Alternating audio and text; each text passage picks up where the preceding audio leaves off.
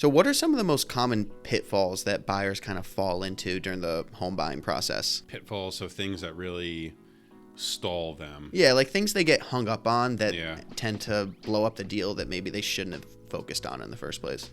I don't know if this is one that would necessarily blow up the deal, but it just keeps you from ever getting to one. The thing that comes to mind first is essentially continuing to add to your criteria to the point that the house doesn't exist.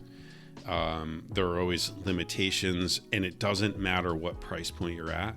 But just to play a scenario out, you have $2 million, you want a flat yard, you want a colonial, you keep stacking on the criteria to the point the house doesn't exist.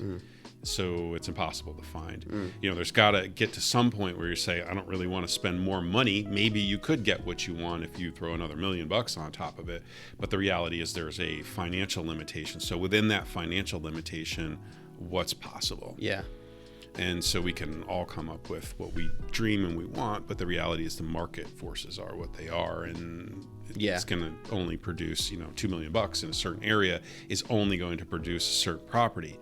Now, that's where having the flexibility to move between the different towns comes in, because if we're in Greenwich and we're hitting a wall because you want to be in Old Greenwich for $2.5 million and you're just not finding the house you want, well, we can take that 2.5 and find you the house. Yeah. And that's quite frankly how most people end up going with it. Yeah. Okay. They end up moving or adjusting. They have to adjust your criteria. I mean, if you want to get the house, Find something at that exists. Point, yeah. Right. Yeah. Exactly. The general idea that people start with is a list of wants and needs. Yeah. So really it comes down to realizing that some of these needs, quote unquote, are really wants, and being able to shift your goalposts a bit. Yeah, and prioritizing them.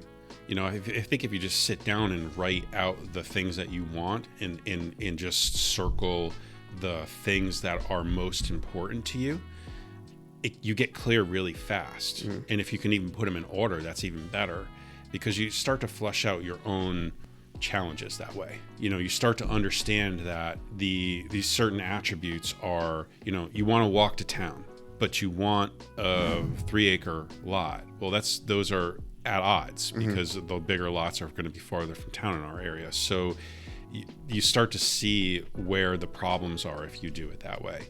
And you can see, well, what is really important? Is the walkability more important, or is the lot size more important? Okay, it's the lot size. I'm going to drive to the village area anyway, so it's an extra 2 minutes or whatever in the car. Yeah. Prioritizing them helps you get clear about what really matters, and the things that are obviously lower on your list are the ones you're going to have to be more flexible on. Okay, that makes perfect sense. Yeah.